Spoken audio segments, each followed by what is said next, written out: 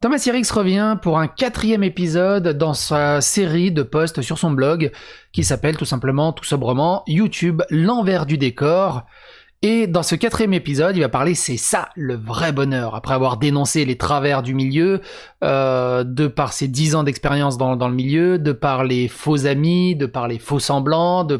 Là, aujourd'hui, il s'attaque au bonheur du youtubeur. Il y a quelques anecdotes qui sont assez croustillantes et aussi qui font un état assez, pas déplorable, mais assez triste de l'univers des youtubeurs, mais qui est diablement pertinent, diablement intéressant, et qui met un peu en lumière à des choses que, au final, très peu de monde pense, voire même se disent que ça existe.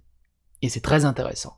Alors forcément, ça s'emboîte dans une suite très importante de ses précédents écrits sur le sujet, et il est extrêmement important, pour contextualiser tout ça, de regarder, ne serait-ce au moins que l'intro du premier épisode, pour montrer un peu pourquoi il fait ça, et dans quelles conditions c'est fait. C'est très important.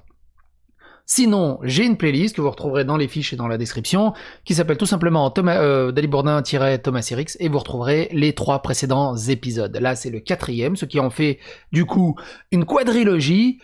On va voir si ce 4e épisode est aussi bon que les 3 précédents, qui étaient déjà très très très sympas et très croustillants.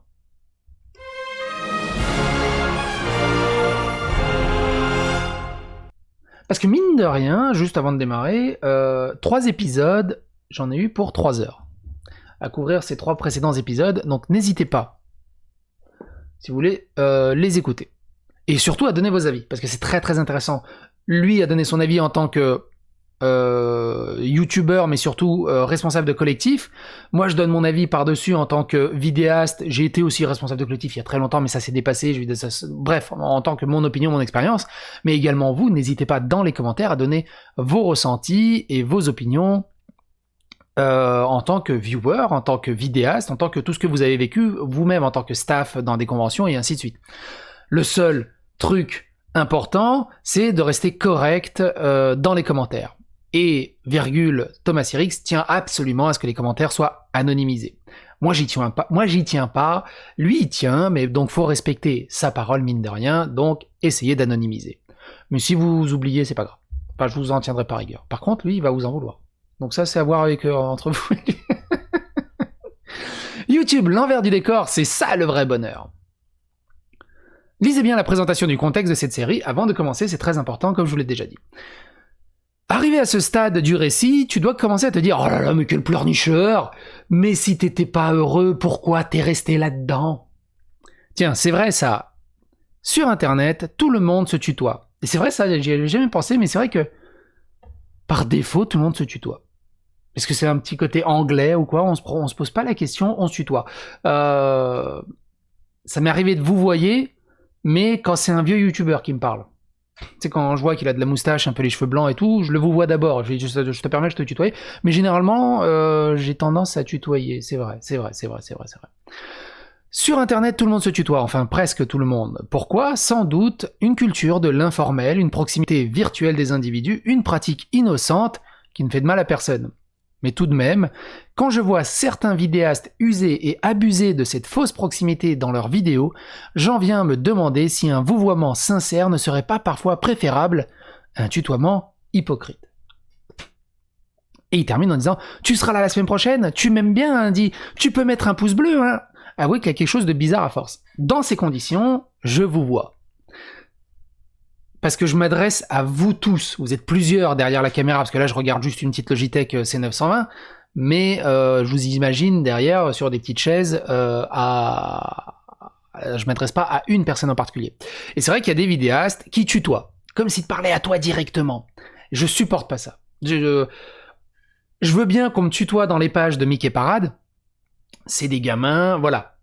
Mais quand je lis des magazines, somme toute, qui se veulent sérieux, ou même des magazines de jeux vidéo, et que je vois qu'ils tutoient, je dis pourquoi tu nous tutoies, tu sais pas à qui tu t'adresses, et ton message, il est global, donc par défaut, tu le vous vois. Et donc, les vidéastes qui font ça directement en tutoiement, ça fait bizarre, ça fait vraiment très bizarre. Je m'égare. Revenons à la question. Pourquoi rester accroché à l'univers de YouTube comme une moule à son rocher si l'on n'y est pas heureux ? Je pense que la réponse tient en plusieurs facteurs. Tout d'abord, le milieu de YouTube fait peut-être ressortir ce qu'on n'a pas forcément de meilleur, mais il satisfait certainement l'ego. Beaucoup. On fait des vues, on a des fans, notre foi en notre propre réussite est infrangible, incassable, on se sent vivant, on se sent seulement. C'est très important, il a mis le mot en gras. On se sent, on fait que se sentir vivant, mais est-ce qu'on l'est vraiment au final ? Parce qu'une belle interface nous dit avec de beaux chiffres qu'on compte, et quand on a l'impression d'être plus haut qu'on n'a jamais été, voire d'être populaire, on s'habitue très très vite, et on n'a pas l'intention de lâcher. Ça peut prendre n'importe qui.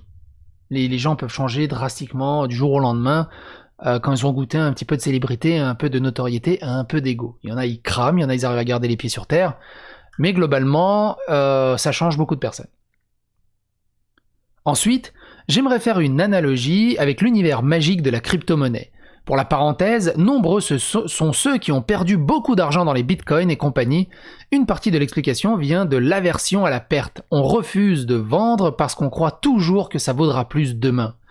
De même, sur YouTube, on est toujours porté par le sentiment que l'on aura plus d'abonnés demain. Une promesse perpétuelle, et plus on s'investit, moins l'on accepte l'idée de le quitter. Ça marche pour absolument tout. Dans mon ancien taf, j'avais un collègue, il était dingue de chevaux. Il jouait au PMU non-stop. Tous les jours, il achetait 4-5 journaux, il étudiait les chevaux, les pilotes, les jockeys et tout le bazar. Ça lui arrivait de gagner. Ça lui arrivait de gagner des fois 100 balles, 200 balles, 300 balles, 400 balles. Mais dans ces 100 balles, 200 balles, 300 balles, 400 balles, il en dépensait quasiment autant, voire plus, à essayer de gagner. Et à chaque fois, il me disait « T'inquiète pas, un jour, je vais gagner le gros lot et je vais quitter ce taf de merde. » Et on est resté ensemble pendant 13 ans. Et après, on a eu un plan social. Bon, il doit continuer à jouer aux chevaux. Mais des fois, non. J'y crois pas. Oui, il y en a, il a gagné un gros lot. C'était un putain de coup de chance, mais globalement... Mais je comprends le sentiment qu'il a par rapport à la crypto-monnaie. Le sentiment qu'il a par rapport à la crypto-monnaie et au sentiment général qu'il essaie de faire passer. Qu'importe les inconvénients auxquels on s'habitue jour après jour, comme si c'était normal... Comme si c'était normal de passer sa vie à jouer un rôle, de mettre sa vie en scène, comme si c'était normal de se faire donner des leçons par des préados en mal de reconnaissance et de céder à leurs caprices pour le bien de la chaîne. Ça peut faire très très mal. Mine de rien, ça peut faire très très mal. T'as un vieux con, un vieux gamin qui vient t'insulter dans tous les sens. Parce que lui, de toute façon, il a aucune idée. C'est le premier qui aurait chialé sa race s'il avait une chaîne YouTube et s'il essayait de produire quelque chose et qu'il y avait un autre quelqu'un qui viendrait. Il serait le premier à dire « Oh, mais casse-toi, gros con, qu'est-ce que tu me fais ?» Et c'est là où c'est difficile pour... J'en veux pas. C'est là où le truc aussi qui est intéressant, c'est que je n'en veux pas spécialement à tous ces gens. Parce qu'il y a des gens qui sont pénibles ou insultants, mais par pure bêtise ou non-savoir. Enfin, je sais pas comment dire, pas de non-savoir, mais disons que s'ils étaient à notre place, ils feraient exactement la même chose. Et ils se plaindraient, mais genre puissance 1000. Là où d'autres personnes beaucoup plus toxiques, il en parle un peu plus bas dans sa keynote, les gens beaucoup plus toxiques, elles ont un gros problème et elles peuvent te foutre les boules. Mais généralement, des petits cons comme ça qui te donnent des avis et des conseils, et que t'as l'impression qu'ils connaissent 4 langues, qu'ils ont vu tout, qu'ils ont voyagé partout, et que, alors que la plus grosse difficulté dans la vie qu'ils ont eue, ça doit être un 4 en maths, quoi. Mais bon, évidemment, il y a de tout pour faire un monde. Comme si c'était... Et, ce que là où je voulais en venir... Un des arguments qui me le fait le plus chier, c'est même pas les insultes, c'est même pas les gens qui font chier comme ça, c'est même pas Non, un des commentaires typiques, clichés qui me fait le plus chier, c'est les gars qui disent « Ouais, bah, c'est le jeu, hein, il avait qu'à pas faire youtubeur s'il voulait pas s'exposer à la critique, hein !» Alors, il y a s'exposer à la critique, apporter une critique construite, un peu dégradé, et juste s'exposer à de la toxicité, des insultes sur 4 générations et de la vulgarité de bas étage. Et non, ça fait pas partie du jeu. Non, ce n'est pas normal. Et ceux qui disent ça, moi c'est ma propre avis, ma propre opinion, sont encore plus cons et plus toxiques, plus insultants que ceux qui insultent vraiment. Parce que les autres sont juste bêtes. Alors que lui, il se donne une certaine cérébralité d'y réfléchir.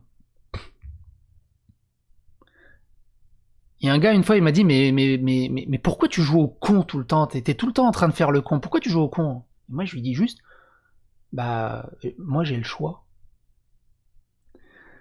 Comme si c'était normal de ne plus penser que par ou pour son avatar virtuel, comme si c'était normal de régresser intellectuellement pour s'adapter à l'audience la plus large, comme si c'était normal de faire de la charité de ses contemporains un métier. Et là, on passe de l'autre côté du viewer, mais du côté du vidéaste, tous ces vidéastes qui puent le fake, qui se donnent un rôle et qui essaient de tenir ce rôle parce que c'est les ados qui sont en majorité sur YouTube et il faut absolument faire Jones.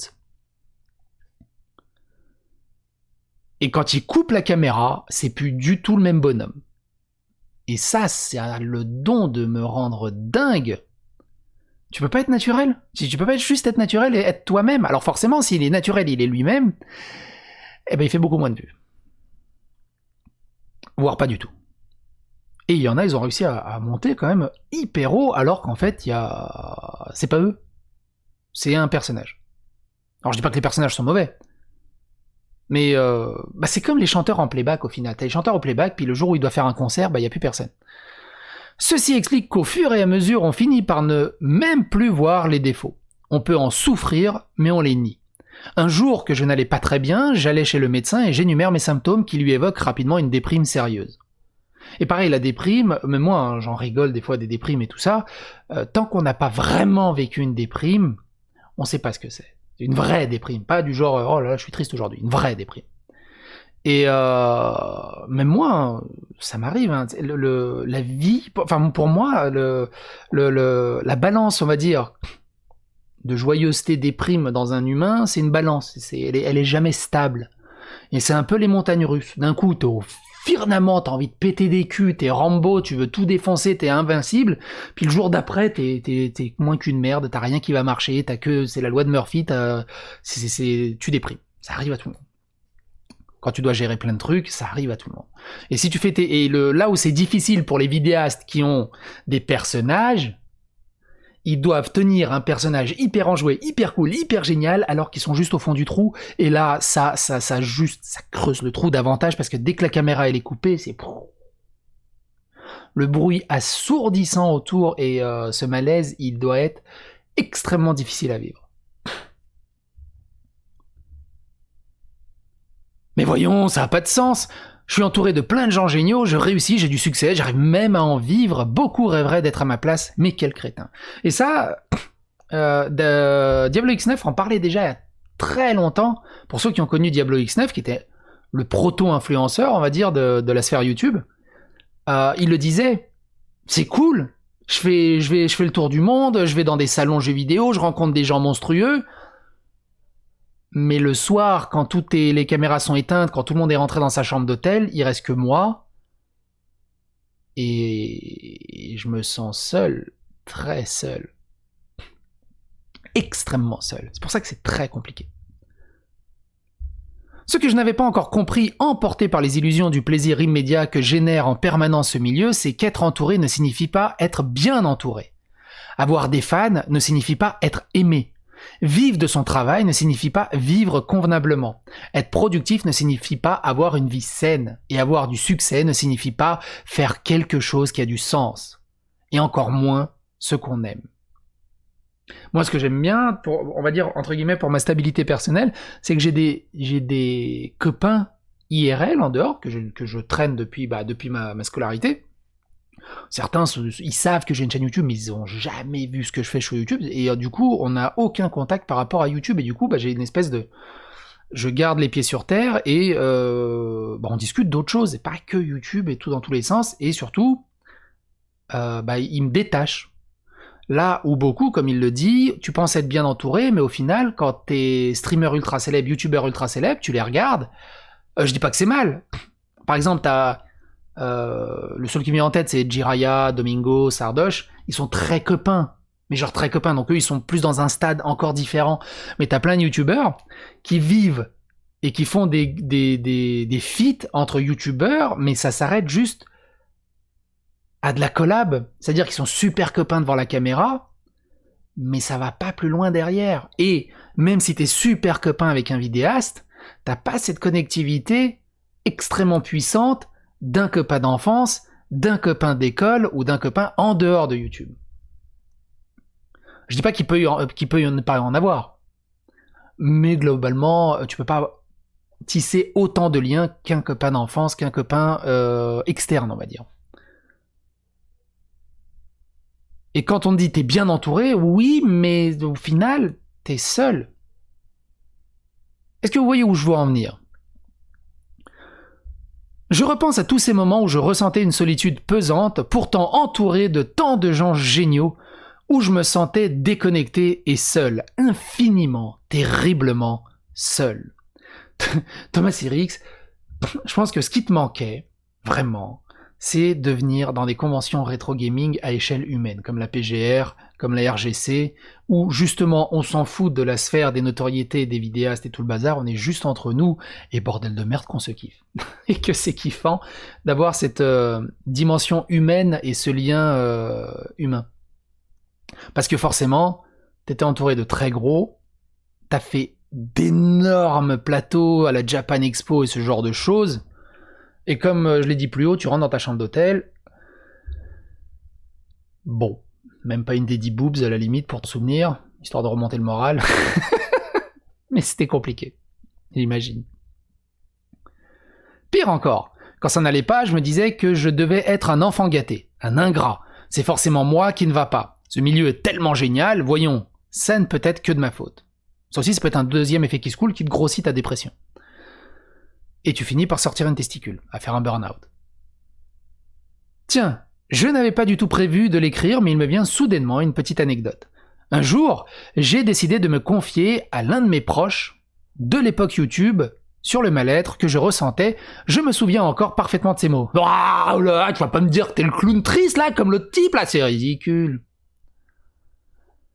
Donc clown triste, j'imagine, c'est le gars qui va « Ah, t'as vu, salut les amis, c'est génial, ouais, wouh, salut, comment ça va, blablabla. » Bon, voilà, c'est emballé. Putain, elle m'a quitté, oh, c'est chier, j'ai pris du poids. Qu'est-ce qu'il devient, au fait, Lafarge ? Il devait pas revenir, genre, j'ai maigri, je vais tout défoncer, wouh. Bon, je sais plus, faudrait que j'aille voir, tiens. Mais lui, il l'a vraiment vécu. Lui, voilà, lui, on a parfaitement l'image du clown triste. L'image survitaminée, hyper joyeuse, hyper enjouée devant la caméra, il coupe, mais il prend une carte Pokémon Gold. Ça devait être dur, ça devait être très dur, parce qu'il a dû passer une épreuve du feu monstrueuse, David Lafarge. On en rigole, mais franchement, moi, j'aimerais pas être à sa place, et personne ne devrait être à sa place avec tout ce qu'il a enduré, mine de rien. Que ça soit de sa faute ou pas, c'est pas la question.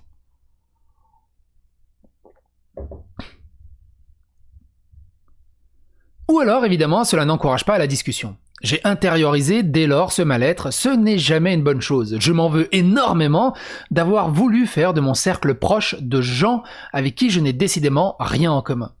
Ni les valeurs, ni la psychologie, ni la morale, rien. Et je m'en veux plus encore d'avoir négligé mes autres amis, mes véritables amis. Je me souviens ainsi du jour, après la fermeture du collectif, que je me suis confié à un de mes véritables amis, justement. Si ça ne va pas, c'est sans doute parce que tu es dans la consommation, toujours dans la consommation, dans le plaisir immédiat, dans l'idée de faire plaisir aux autres, tes collaborateurs, tes fans, ton audience. Mais quand est-ce que tu penses à te faire vraiment plaisir à toi ? Tu sais, tu as le droit de ne pas aimer ce que tu fais.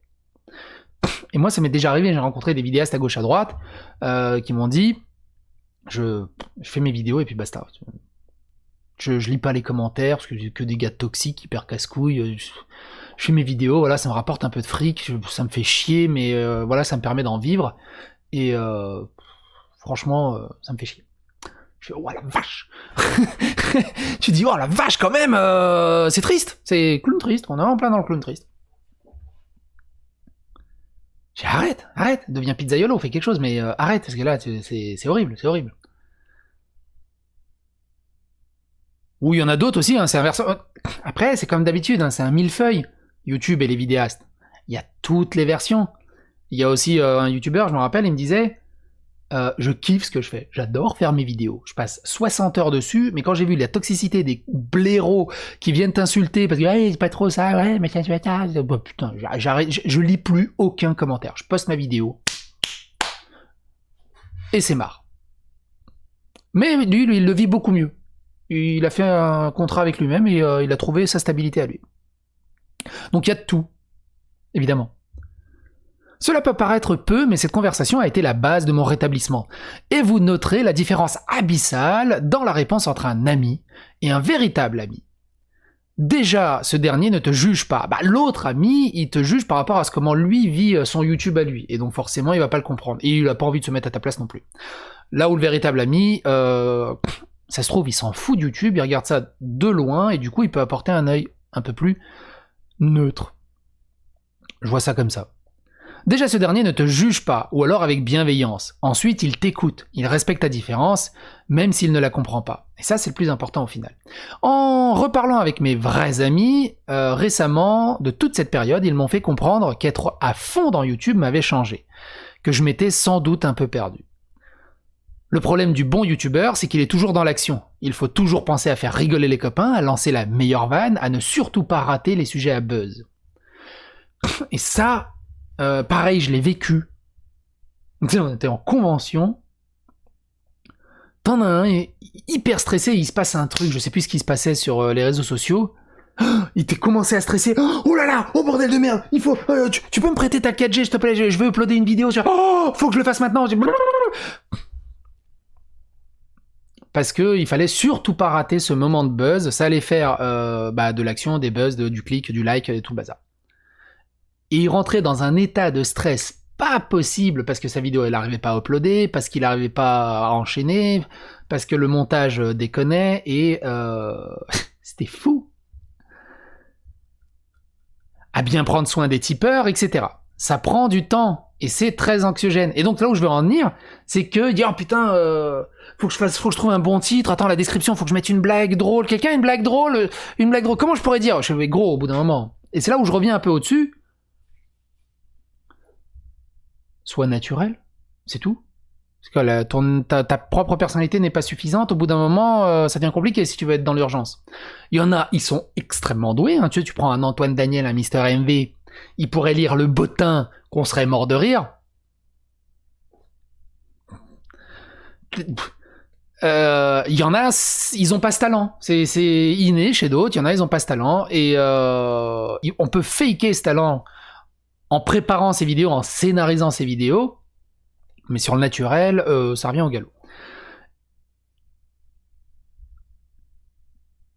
Et surtout, n'oubliez pas de laisser le pouce bleu, de partager la vidéo, de cliquer sur la petite cloche. Alors, quand il sort le week-end, c'est de préférence pour traîner avec des gens du milieu.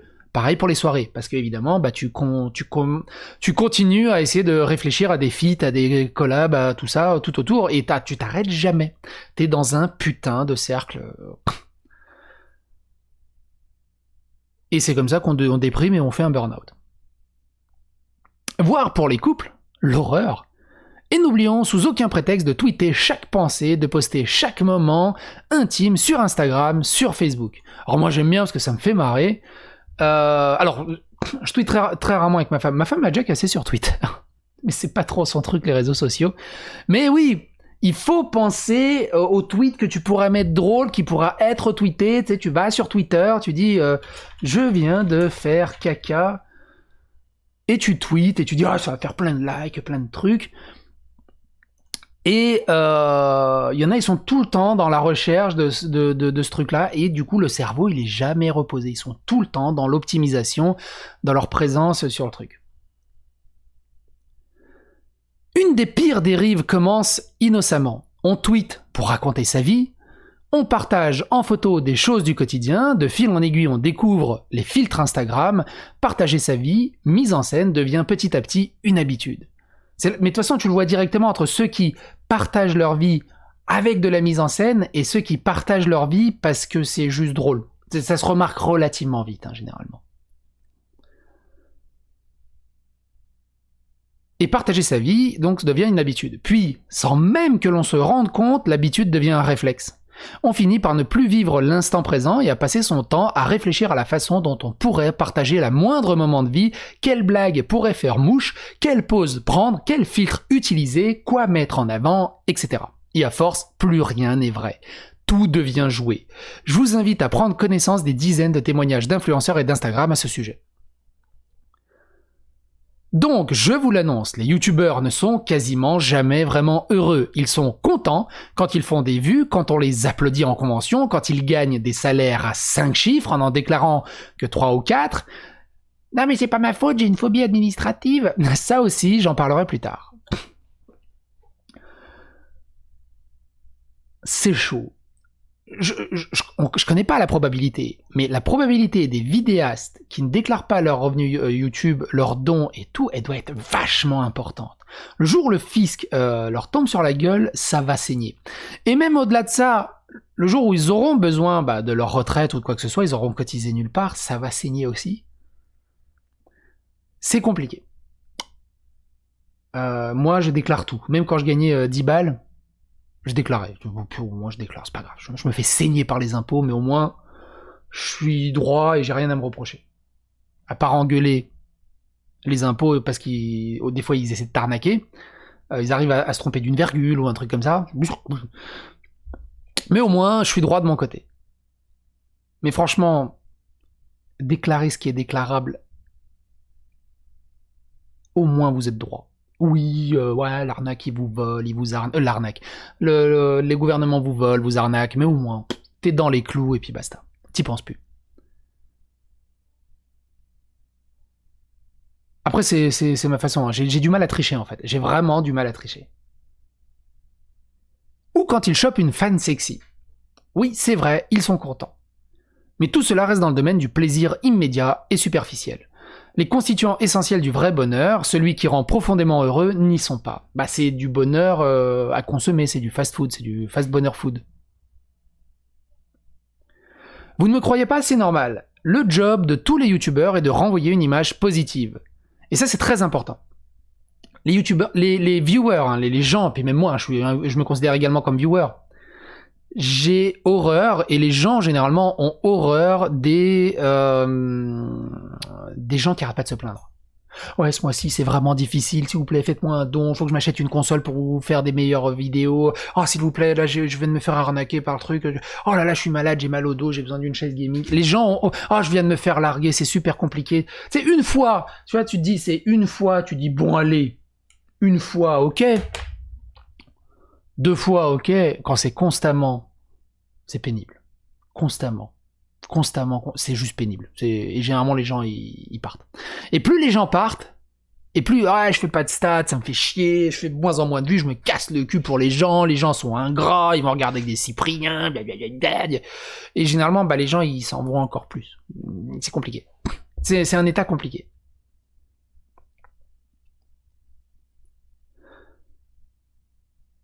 Comment croire le contraire quand on ne voit de la plupart d'entre eux que des sourires et des rires complices?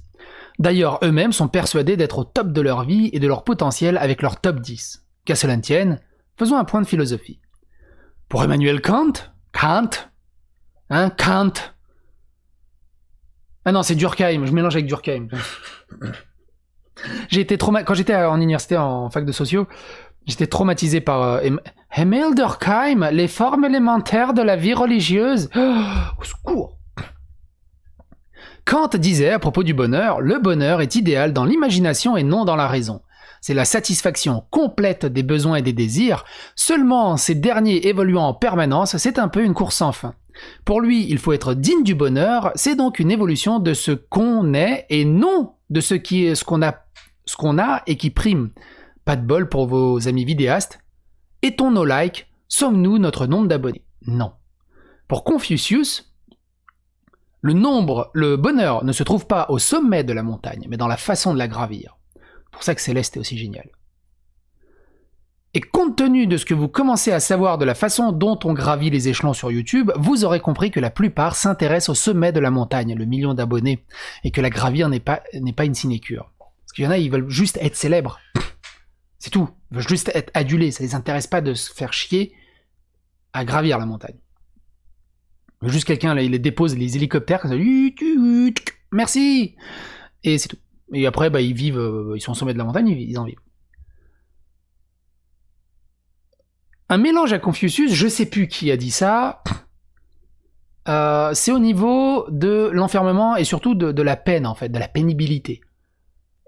Je sais plus qui a dit ça, mais en gros, l'histoire, c'est que y a une personne qui est enfermée dans les enfers, et pour l'éternité, elle est enfermée dans ces enfers, et elle est condamnée à pousser un bloc de granit en haut d'une montagne, puis elle redescend, puis elle remonter, puis elle redescend, puis elle remonter, puis elle redescend. Bref, l'enfer. Et comment il s'est libéré de cet enfer? En fait, il s'est pas vraiment libéré. Il a réussi, en gros, à faire en sorte que c'était de son propre chef qu'il avait envie de faire monter cette putain de pierre de granit en haut de la montagne et de la redescendre. Et il a gagné sa liberté comme ça. Et de par gagner cette liberté, il en a gagné le bonheur. Et pour lui, il se considérait plus être en enfer. C'est une torsion testiculaire, mais je trouve, elle est diablement géniale. Quand je suis au boulot et que je suis sur un dossier extrêmement casse-couille que j'ai pas envie, allez bordel de merde, ça va être intéressant. Je me persuade quelque part que ça va être intéressant, je le prends à bras-le-corps comme si c'était vraiment intéressant, au final ça devient intéressant, et je le vois même pas passer cette difficulté. Je sais plus qui avait dit ça. Mais dans ma tête, c'est toujours un bordel. Je sais pas comment certains font. Alors là, c'est Aristote, page 23. C'est mort, c'est mort. J'ai lu tellement de bouquins de philosophie dans tous les sens. Pour moi, c'est un gros boulga dans ma tête. Impossible de ressortir les trucs dans le bon sens. Mais l'idée, l'analogie, la métaphore, la méthodologie, elle est là, la méthode. Parce qu'au final, c'est ça qui compte. On s'en fout de la forme précise du message. On s'en fout de la forme précise du message. L'important, c'est la beauté de la Voie lactée. Ça sert à rien de se... Ah, il est beau le doigt. Non, faut regarder la Voie lactée, faut regarder ce que montre le doigt. C'est le message qui est important, et pas comment le doigt il est formé. Pour Aristote encore, le bien humain réside dans une activité de l'âme conforme à la vertu. En d'autres termes, faire quelque chose qu'il ait un sens et soit conforme à nos valeurs et morales. Bon, là vous pourrez relire les premiers chapitres, force est de constater que ça colle pas.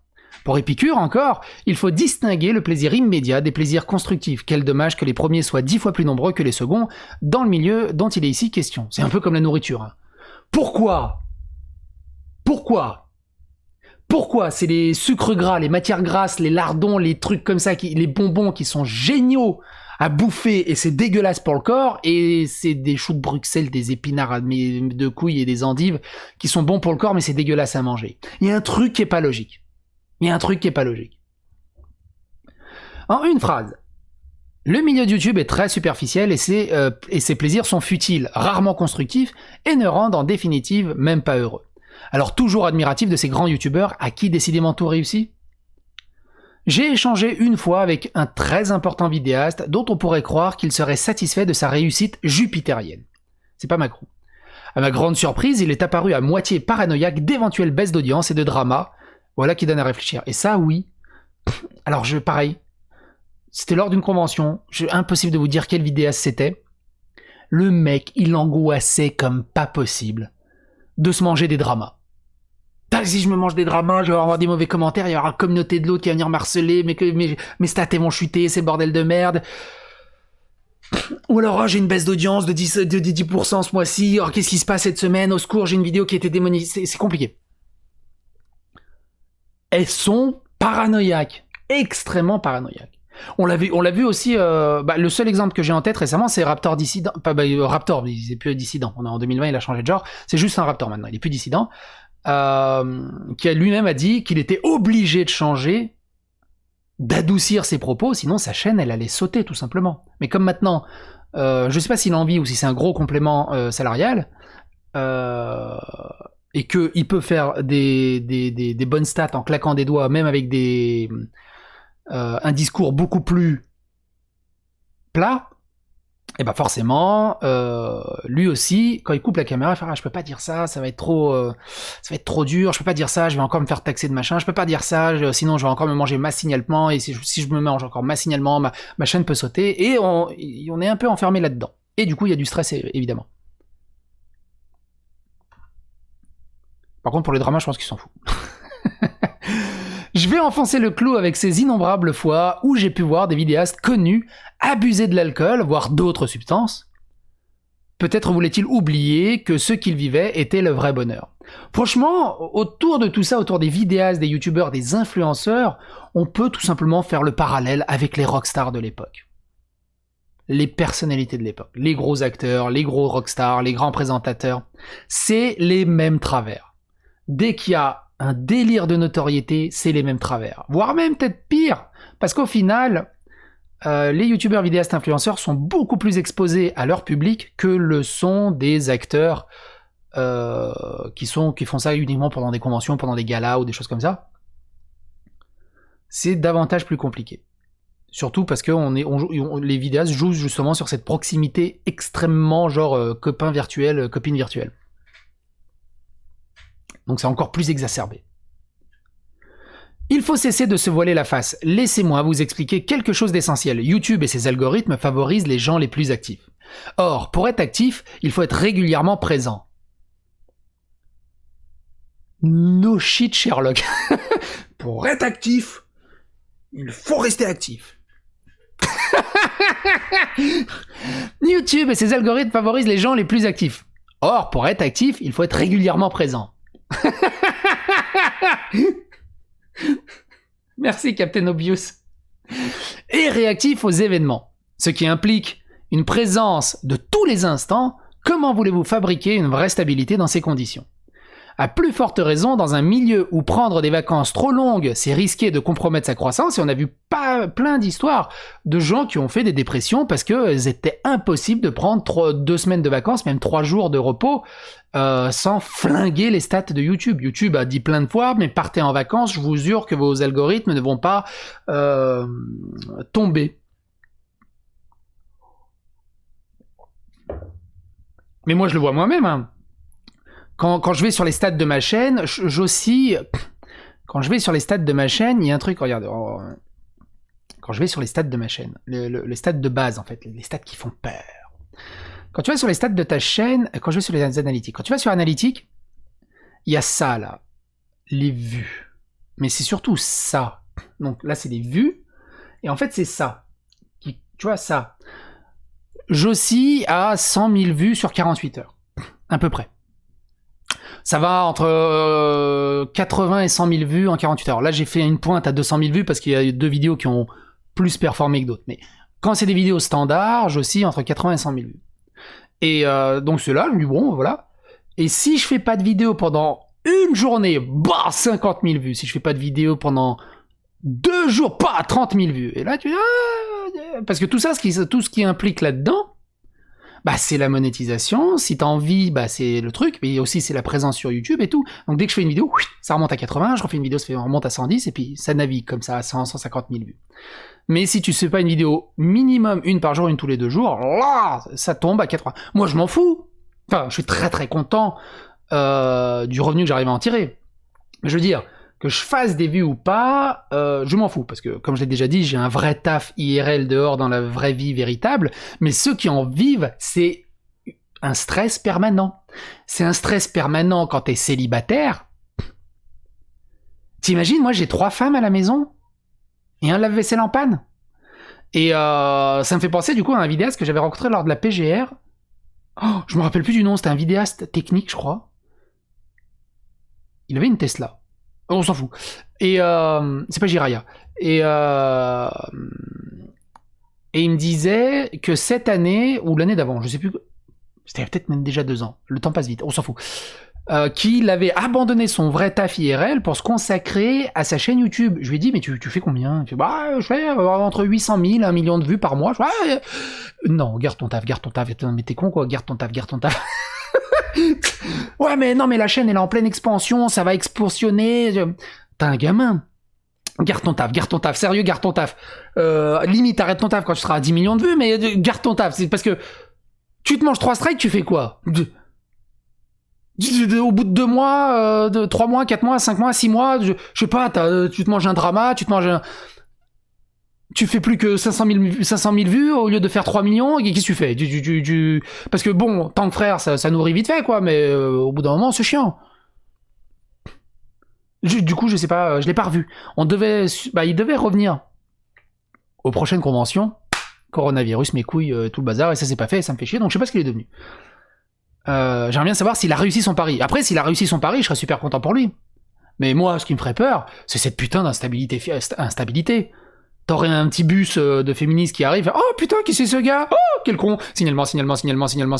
Ou des droits d'auteur, tu vois. Oh, il a lu tous nos articles.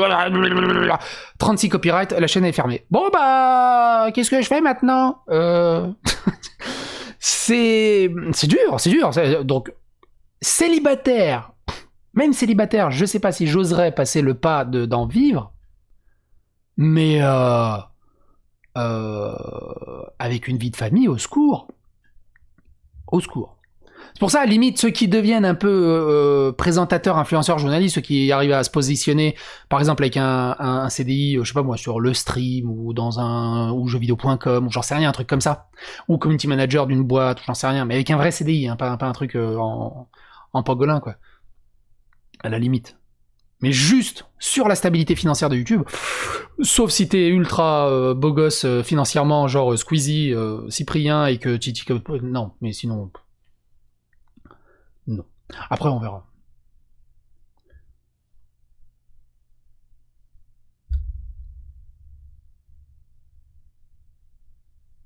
J'en étais. À plus forte raison, au milieu de prendre... Et je ne parle pas de cette tendance de la pensée unique. Oui, c'est ça. À plus forte raison, dans le milieu où prendre des vacances trop longues, c'est risquer de compromettre sa croissance et où l'on peut tout perdre du jour au lendemain suite à des accusations bidons. Et je ne parle pas des tendances à la pensée unique, où il y a de plus en plus de mal à exprimer des avis divergents, de peur de finir rejetés par les hordes de gamins formatés qui nous financent. Ceux qui rêvent de devenir vidéastes négligent totalement la précarité morale et intellectuelle de cette vie-là. Et c'est aussi pour ça que j'écris ces lignes. Il faut absolument que les gens prennent conscience de tout ça. Plusieurs créateurs de vidéos sur internet m'ont déjà confié ne pas du tout aimer ce qu'ils faisaient, mais être motivé par le succès. Une vidéo marche, c'est un succès. Et on ne cherche pas plus loin. On va dans le sens de ce qui marche, certains ont même commencé YouTube en dénonçant les travers de ses contemporains, puis finalement faire exactement ce qu'ils dénonçaient quelques années plus tôt. Heureusement pour eux, le public a rarement bonne mémoire. Ici de personne, moi je pense directement à Gibbs par exemple, ou encore Antox. Et d'autres. Plein d'autres. Gibbs qui fait sa série vidéo sans langue de bois.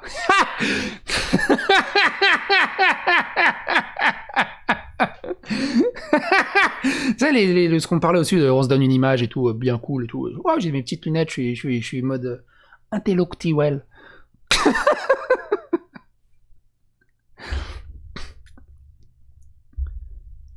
Les youtubeurs, même ceux à succès, sont rarement des gens équilibrés et heureux. Et ce n'est pas totalement leur faute. La nature même de leur travail, qui consiste à maintenir l'illusion dans une pression permanente, y est pour quelque chose. Et non, voir un tel promener son chien et faire du cirque devant la caméra pour montrer ô combien il est gentil avec son toutou, ne dépeint pas un caractère doux et aimant. En fait, cela ne reflète qu'une chose, un besoin irrépressible de mettre en scène jusqu'à sa relation avec son chien. Et d'ailleurs, on l'a vu avec Brooke Hoots, c'était une histoire que j'avais racontée, vous pourrez la retrouver dans mes vidéos, qui est une youtubeuse lifestyle américaine, qui faisait beaucoup de vidéos avec son toutou, super kawaii et c'est génial et tout magnifique, sauf que un jour, elle s'est trompée, et au lieu d'uploader la vidéo qu'elle avait montée avec son toutou, elle a uploadé le rush, c'est-à-dire la vidéo non montée. Ça a duré 5 minutes avant qu'elle se rende compte, c'était trop tard. Parce que c'est une grosse chaîne qui avait plusieurs centaines de milliers d'abonnés. Et dans ces rushs, on voyait justement entre les scènes qui devaient servir de 3-4 secondes Ah, c'est génial, c'est trop choupi, regarde comment je m'éclate. Ah, c'est génial, on est trop heureux. Il y avait des minutes entières où elle essayait de faire performer un tour à son chien qu'elle n'y arrivait pas, ça l'exaspérait. Elle feintait, ah, vas-y, fais chier, bordel de merde. Jusqu'à où elle a tapé son chien, elle lui a craché sur la gueule. Et finalement, après, le chien a enfin fait ce qu'elle voulait faire. Et dans la vidéo finale, normalement, ça aurait dû être juste cette séquence. T'imagines le scandale que ça a déclenché aux États-Unis. Sa chaîne a été atomisée. Elle a essayé de faire un comeback il y a pas longtemps, mais se mange des délires de pouce rouge, même si elle avait tout supprimé, même si elle a essayé de s'excuser, si elle a essayé de faire en sorte qu'elle aime les animaux, que elle regrette et que ça c'était Brooke. Mais on est clairement là-dedans. Quand vous voyez, c'est pour ça qu'il est très compliqué quand tu vois une vidéo de McFly et Carlito, ils font pas ça. Mais qui te disent, mais nous on kiffe, on est mort, c'est génial et tout, mais c'est juste des cuts de 3-4 secondes sur la durée. On sait pas ce qui se passe entre les cuts. Ça pourrait être pareil. On sait pas. C'est pour ça, ne jamais donner trop de crédit à ce genre d'illusion. C'est pour ça que j'aime pas aussi les vidéastes qui parlent en étant surcutés. Ouais, c'est pour dynamiser, c'est pour enlever les blancs et tout, comme ça. Mais du coup, tu sais pas combien de fois il a repris sa phrase, tu sais, les gens ils disent, oh là là, il est trop intelligent, qu'est-ce qu'il est culturé, mais pendant ses coupes, tu crois pas qu'il a refait sa phrase 15 fois, qu'il est allé regarder sur internet? Alors attends, là je vais dire guindé et incointance. Ça fait bien ça. Et là, donc, le journaliste avec une incointance, qu'est-ce qu'il est culturé? L'illusion elle fonctionne diablement, l'illusion. Et beaucoup de gens se font avoir. Moi-même, je me fais avoir. Hein. Je me mets dans le lot. Hein. On est d'accord. Mais on a eu beaucoup de contre-exemples où cette illusion, une fois fissurée, il n'y a plus personne.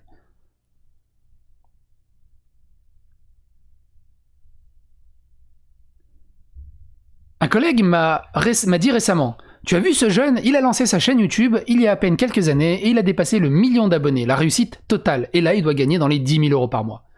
Bah, tant mieux. Tant pis, que veux-tu que je te dise? Ah, t'es jaloux. Oui, voilà, t'as raison, ça doit être ça. C'est pas comme si j'avais voulu m'éloigner de ce milieu quand j'étais... Alors, le jaloux... Alors, je suis désolé, je fais beaucoup de parenthèses. Le « Ah, t'es jaloux ». Tu sais, je parle de MJ. Ah, t'es jaloux. Je parle de... Je sais pas, de Absolute. Ah, t'es jaloux. je suis... Et à chaque fois, j'ai envie de leur dire... Une fois, je lui ai dit... Mais gros, je fais plus de vues que Gibbs, MJ, Absol... Jaloux de quoi? Et là, il me répond, oh, comment tu te la pètes? Au bout d'un moment, il n'y a pas de jalousie, c'est juste on fait un état des faits, c'est pas forcément de la jalousie, gros. Je vous avouerai, même moi, hein, ça me fait super bizarre.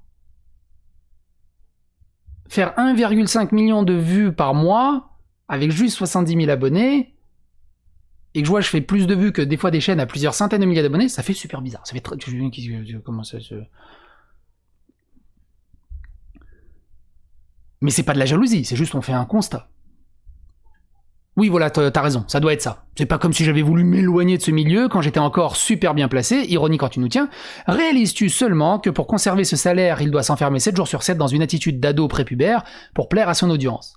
As-tu vu l'âge et le niveau de cette dernière? Réalises-tu qu'il doit composer tous les jours avec des nuées d'opportunistes qui veulent profiter de lui, qu'il doit rester tendance en permanence pour lui plaire, que même sa chambre appartient plus à son audience qu'à lui-même, que jusqu'à son couple est médiatisé? Dis-moi, qu'est-ce qui est vrai dans tout ça? Bah je sais pas, mais il gagne quand même beaucoup d'argent, ça aide. On est d'accord que ça aide de pleurer dans une Porsche que de pleurer dans une Dacia. Regarde ses tweets. Là encore, il est en train de se prendre la tête sur un drama. Et il y a des sacrées casseroles aussi. À quoi sert-il d'avoir de l'argent dans ces conditions? Regarde son fil, ses commentaires. C'est devant toi. Il passe littéralement la moitié de ses journées à briller en surfant sur des tendances, du succès des autres, et l'autre moitié à s'engueuler avec des inconnus. Regarde ce tweet, il parle même de dépression. Il ne peut pas partir, il n'a ni diplôme, ni expérience, rien.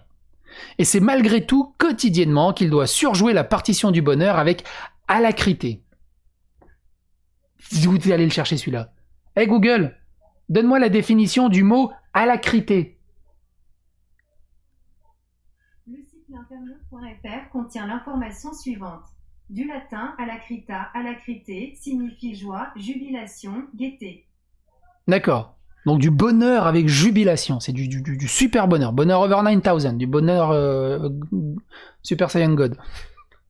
Alacrité. Hey Google. Hey Google. Alors oui, on m'a dit souvent quand je dis hey Google, ça active le Google chez vous si vous en avez. Je suis désolé. C'est pour ça que hey Google, mets la musique Never Gonna Give You Up. Et c'est malgré tout quotidiennement qu'il doit surjouer la partition du bonheur avec alacrité. Dis-moi quelle est la valeur de l'argent quand on en a définitive. Quand on a. Ouh, la vache. Dis-moi quelle est la valeur de l'argent quand on a un an. Il y a un truc en trop là. Quand on a un définitive une vie si misérable. Quand. Ouh. Je pense qu'il y a une coquille. Quand on a définitivement une vie si misérable. Dis-moi, quelle est la valeur de l'argent quand on a définitivement une vie si misérable? Ouais, je pense que c'est ça. Tu peux corriger une coquille. C'est moi qui te donne une correction. Ouh. J'avoue qu'à la réflexion, j'espère que mon fils finira pas comme ça. On va se prendre un croissant. Ça aurait pu être pire, ça aurait pu être une chocolatine. Je ne plains pas les youtubeurs, ceux qui marchent bien comme ceux qui marchent moins, mais je les envie certainement pas pour autant. Je suis conscient qu'en brisant ainsi tabou après tabou, en expédiant au tapis l'image de rêve qu'on vous vend si cher, je ne vais pas me faire que des amis. Mais à présent, vous comprenez peut-être un peu mieux pourquoi j'ai fini par saisir qu'être conforme à ces valeurs est plus important que le plaisir immédiat. J'étais tombé sur un youtubeur. Moi, quand j'ai un avis, je le donne. Voilà, je déteste Last of Us 2. Je déteste Undertale. Mais on en parle. Mais on était tombé sur des youtubeurs. Il me dit, ah putain, j'ai horreur de ce jeu, mais je peux pas dire qu'il est pas bien. Regarde, la plèbe, elle est. Enfin, les gens, ils le surkiffent. Forcément, je vais faire une vidéo qui va dans leur sens. J'ai pas me manger des pouces rouges pour rien, je suis pas non plus débile, j'ai des stats à gérer, j'ai un algorithme, des trucs comme ça. Après, il y a aussi l'autre pendant. Oh, ce jeu, il est tellement cool. Les gens, ils vont le kiffer, je vais faire exprès une review un peu critique, mais en essayant d'aller à contre-courant pour essayer de dire, ouah, j'ai un avis et tout. Il y a de tout, hein. Mais du coup, moi, ce que je dis, mais moi, je m'en fous de l'avis préconstruit qu'en fonction de tes trucs, je veux juste ton avis à toi. Ton propre avis à toi. En tant que, genre là, il n'y a pas de caméra.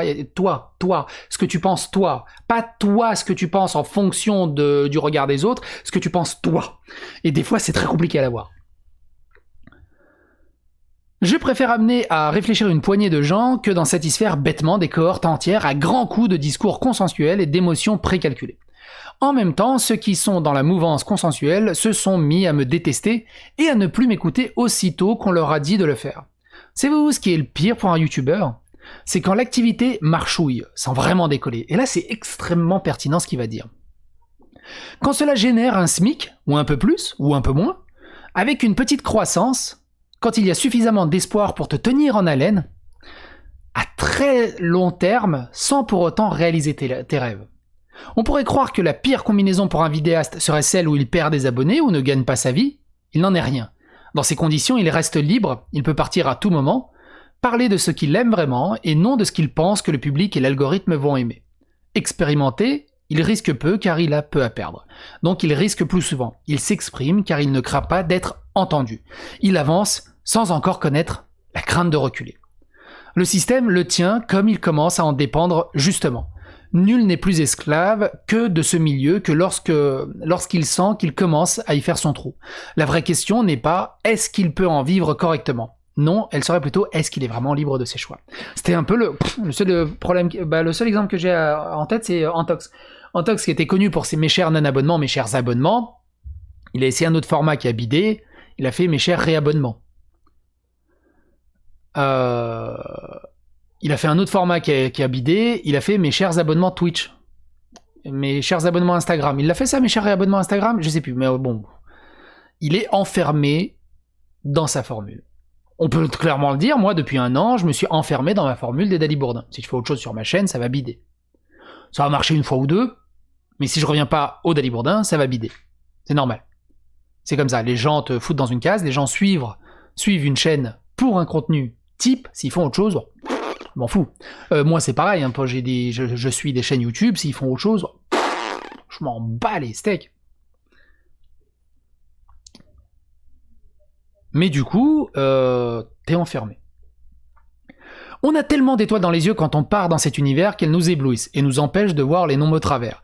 Si la chaîne ne marche pas du tout, les vidéastes aura alors une raison de quitter. Pour faire autre chose de sa vie, peut-être une activité plus intellectuellement et moralement saine et profitable pour lui et ceux qu'il aime. Si la chaîne décolle vraiment, il peut emmagasiner beaucoup d'argent et se servir de sa notoriété pour se reconvertir dans autre chose.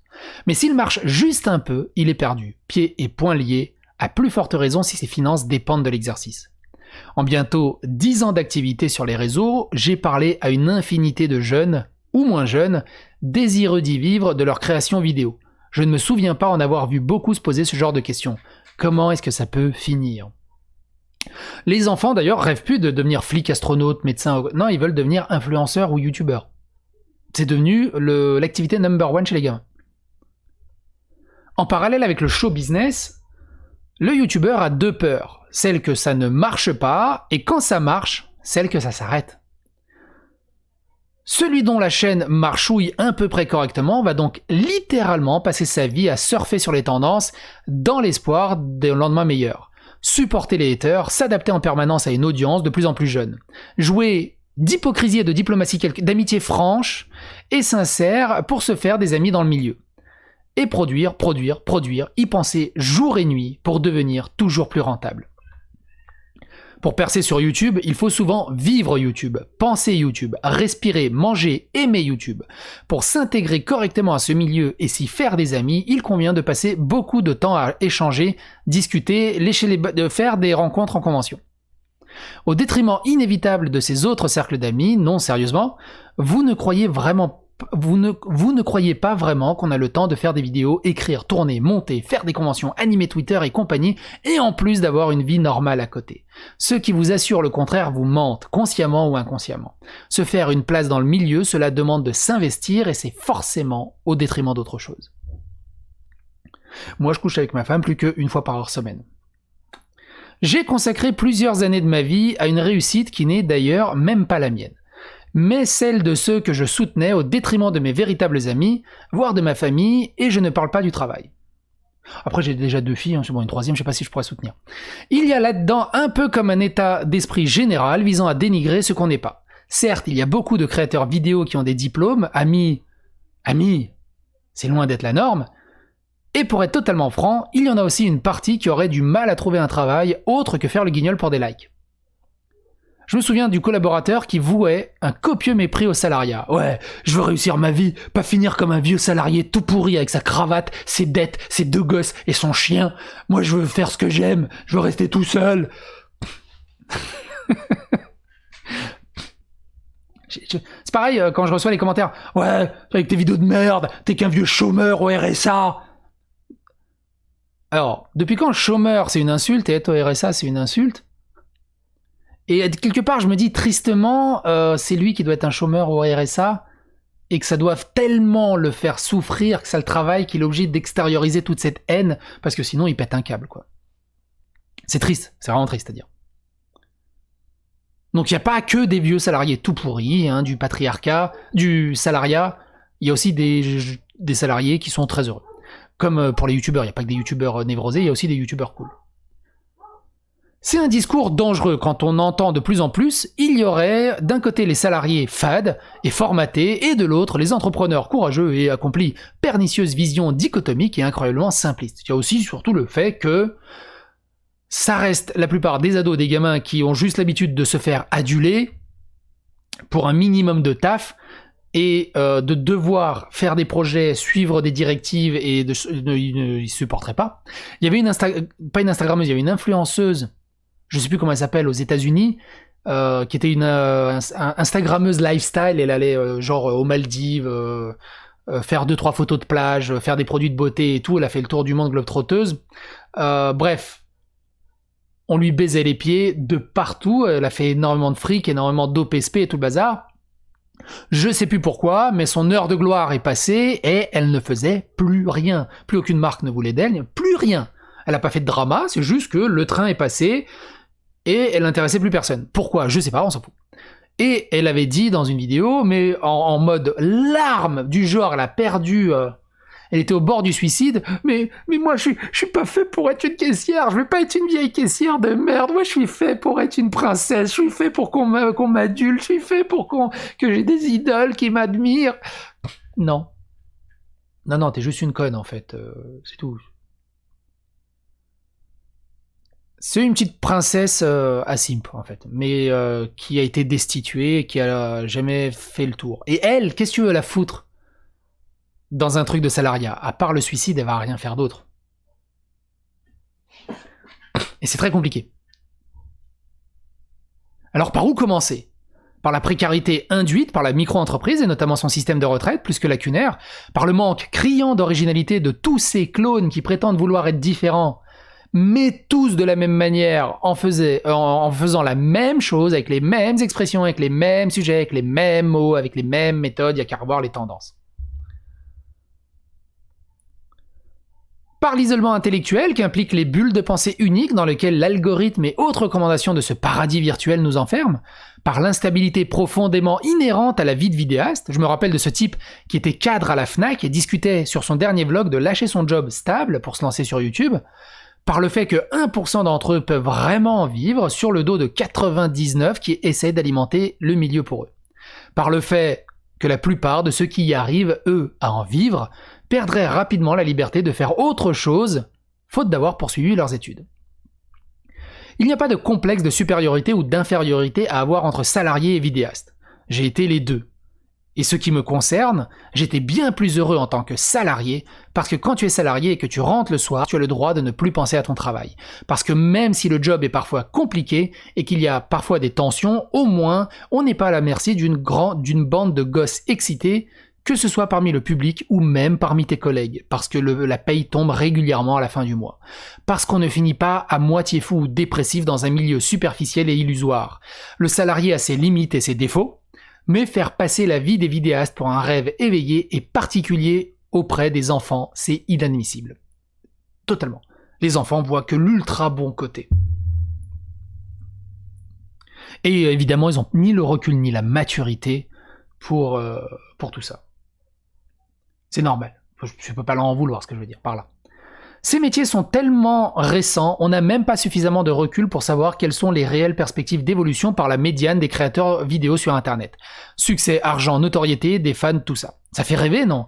On voudrait nous faire gober que les youtubeurs à succès sont parmi les plus heureux des hommes à d'autres. Diablo X9 a quitté tout ça pour devenir... je crois que maintenant il travaille à la radio. Mathieu Sommet, salut les geeks. Apparemment maintenant il est juste barman et il est extrêmement heureux de sa vie. D'anonyme. Beaucoup plus cool.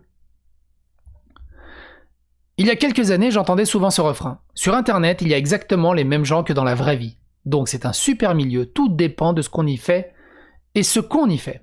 Et ce qu'on en fait. Monumentale erreur. J'ai géré et participé à de nombreuses communautés, j'ai pu observer un phénomène de sélection naturelle sur Internet qui n'est pas des plus flatteurs. C'est assez simple. Au départ, un forum, un groupe, une page, une chaîne, un Discord, ou ce que vous voulez, est créé. Les premiers membres sont les fondateurs, qu'importe le sujet. Admettons qu'on parte sur une base de gens normaux. Pour attirer du monde, on va faire la promotion de ce groupe, ce qui va attirer des gens bien, et aussi des gens plus douteux. Rapidement, les personnalités négatives, voire toxiques, vont se faire remarquer. La plupart du temps, cela va commencer par une susceptibilité sur un sujet X ou Y. Tu ne peux pas dire ça, sinon t'es comme ci, t'es comme ça. Et pourquoi pas quelques attaques? Dans un premier temps, les modérateurs vont essayer de pacifier le tout, d'autres fauteurs de troubles seront bannis. Ils reviendront sous d'autres comptes avec des amis pour crier à la censure et à la dictature. Oui, sur un bébête forum internet. Oui. C'est très important pour eux, vous savez.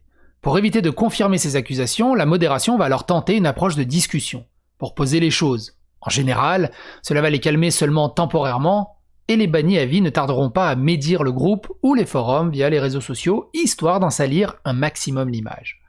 Malheureusement, à force d'incidents, les gens les plus calmes et évolués vont commencer à partir. On n'attire pas les mouches avec du vinaigre, les personnes les plus intéressantes ont tendance à fuir les dramas.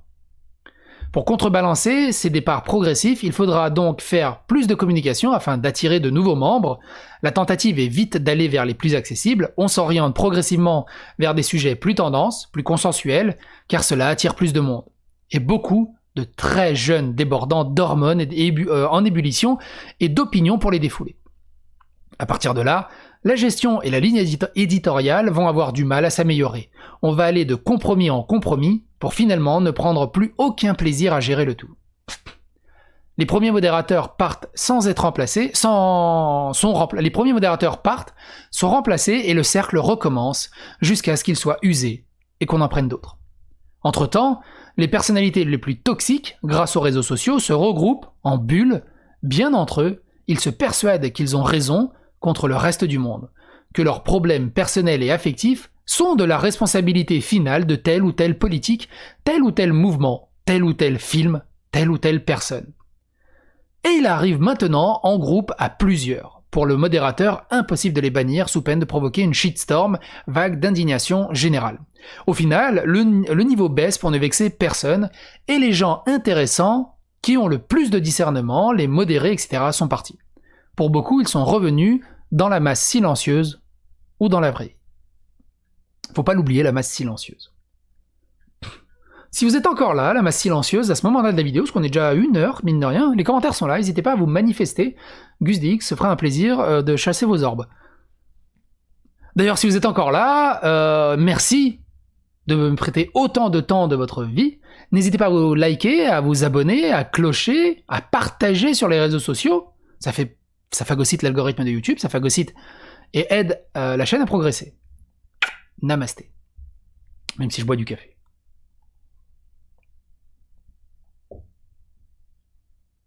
Aussi, on comprend facilement que ceux qui ont le plus leur trou sur Internet ne sont pas les plus ouverts, gentils, empathiques, évolués, bien au contraire. Et de nombreux grands acteurs de la silicone publient régulièrement des livres partageant ce même constat encore un tabou. C'est souvent les plus grosses pourritures qui ont réussi à faire le mieux leur trou, parce que c'est souvent ce genre de personnes, les plus calculateurs, de par leur nature, arrivent à tirer le mieux les ficelles et à monter les échelons. Malheureusement. Les gens ayant le plus de difficultés sociales dans la vie vont se coller sur Internet et s'y établir là où dans la vie réelle, ils seraient rapidement rejetés. Plus besoin de remise en question, Internet est infini. Ils trouvent forcément une place sans plus avoir besoin d'évoluer, les algorithmes se chargeant de leur retrouver des amis à leur niveau. Ils stagnent comme ça entre eux, se rassurent façon Hugbox, s'extrémisent pour certains. Combien de fois ai-je entendu cette phrase « Moi je remercie Internet car il n'y a que là que j'ai pu trouver des amis ». Le premier temps on se dit qu'en effet c'est formidable pour les pauvres petites victimes innocentes de la vie, et puis on finit par voir de plus en plus que si ces gens étaient isolés dans la vraie vie, ce n'était pas toujours sans raison. Attention, je ne dis pas que tous les gens qui ont des problèmes d'intégration IRL sont nocifs, j'affirme plutôt que les gens nocifs, en particulier ceux qui ont un problème d'intégration IRL, se donnent tous rendez-vous sur Internet. C'est un peu 50 nuances de dégénérés. Ils ne sont pas majoritaires, souvenez-vous de la masse silencieuse, mais leur pourcentage parmi la population en ligne tend à croître au fil des ans. En clair, plus ça va, plus vous avez de chances de tomber sur de sacrés cas. Mettons un cas en lumière. Ils sont entre eux. Les SJW, les Bytall, ceux que j'aime bien des fois rigoler parce que c'est comme ça. On est de la liberté d'expression, mais surtout il faut pas être contre nous, sinon on vous bannit, bande de fachos. Et ce que je veux dire par là, c'est que ils sont ultra minoritaires, mais ils ont une gueule tellement grande et un pouvoir de nuisance tellement grand que tout le monde s'agenouille devant eux. C'est ouf. On l'a vu récemment avec Ubisoft, pour un tweet, ils ont patché le jeu parce que s'il y avait un mot qui était insultant. C'est ridicule. On devrait juste leur dire assis-toi là-dessus et tourne et c'est tout. Donc, pour répondre à la question du bonheur sur YouTube, vous croyez vraiment que fréquenter le milieu de ces gens-là, ça rend heureux ? Laissez-moi vous partager quelques témoignages pour illustrer la mentalité de ceux qui font Internet leur culture, leur réseau d'amis, leur vision politique et définitivement leur maison. Le tout largement anonymisé, bien sûr, malheureusement. Tapin le lapin. J'adore cette... Tapin le lapin était une pauvre victime. Il avait la vingtaine et vivait d'air pur et d'eau fraîche. Le RSA, quoi. Il aimait la Switch, les jeux pour enfants, les beaux dessins et les lapins. Il faisait des vidéos pour parler de lapins. Des vidéos toutes gentilles. Et il laissait des commentaires tout gentils à ses abonnés tout mignons. Tapin le lapin ne pouvait donc être que gentil. Alors un jour, Tapin le lapin rencontra Alban le méchant. Ils ont travaillé ensemble. Tapin le lapin a gagné beaucoup d'abonnés. Mais plus ça allait, plus Tapin le lapin n'en faisait qu'à sa tête, à tel point qu'Alban le méchant n'osait plus faire la moindre suggestion. Alors un jour, Alban le méchant a dit à Tapin le lapin que pour travailler en équipe, il fallait que toutes les concessions se fassent dans les deux sens. Tapin le lapin eut si mal à son petit cocoro qu'on lui fasse un reproche à lui, Tapin le lapin. Il caressa alors son lapin, qui mourant d'ennui dans sa cage, tout en se disant que pour critiquer quelqu'un d'aussi gentil que lui, il fallait forcément être méchant. Alors Tapin le lapin se dit « Putain, mais quel enculé de fils de pute, c'est Alban! C'est moi qui décide qu'est-ce que je fais, c'est pas lui! Il va se faire foutre, ce connard !» C'est là que Tapin le lapin décida d'arrêter de travailler avec Alban le méchant. Et comme Tapin le lapin n'a que de la bonté en lui, il n'hésitait pas à laisser plein de petites crottes rondes sur Alban le méchant auprès de ses abonnés sur les réseaux sociaux. Parce que vraiment, Tapin le lapin, il est comme ça.